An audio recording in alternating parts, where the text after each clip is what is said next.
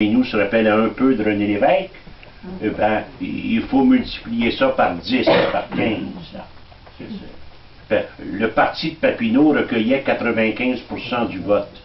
Donc, vous savez, là, c'est à peu près 3 fois plus que tous les partis qui sont là.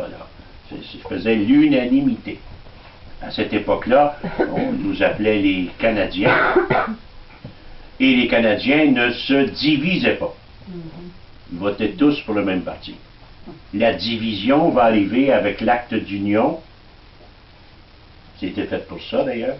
Et plus clairement, avec la Confédération. Mais avant, depuis la première élection en 1792, jusqu'à l'acte d'union en 1840, les Canadiens français votent massivement pour le même parti, qui va s'appeler au début le Parti canadien, et qui va devenir le Parti patriote autour de 1827. Papineau, son père était déjà député, Joseph.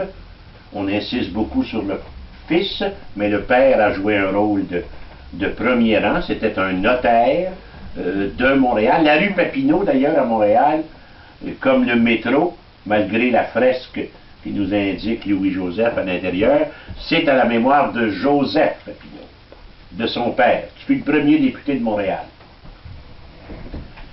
Et qui va acquérir la seigneurie de la Petite Nation. En fait, ça je l'ai dit la semaine dernière, mais le mois dernier, mais je fais juste le mentionner, c'était le notaire du séminaire de Québec.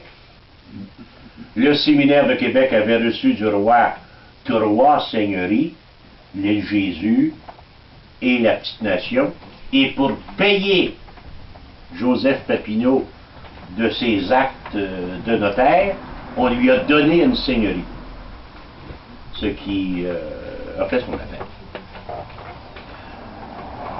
Donc Louis-Joseph devient le chef du Parti patriote. En fait, pendant 20 ans, il va dominer toute la politique canadienne, pour prendre le temps, l'expression du temps. Il faut dire qu'à ce moment-là, c'est difficile de s'imaginer. Il n'a jamais été premier ministre. Il n'y avait pas de premier ministre. Nous étions sous le régime de l'acte constitutionnel qui va être voté par Londres en 1791. Et en vertu de cet acte constitutionnel, il y a le gouverneur qui a droit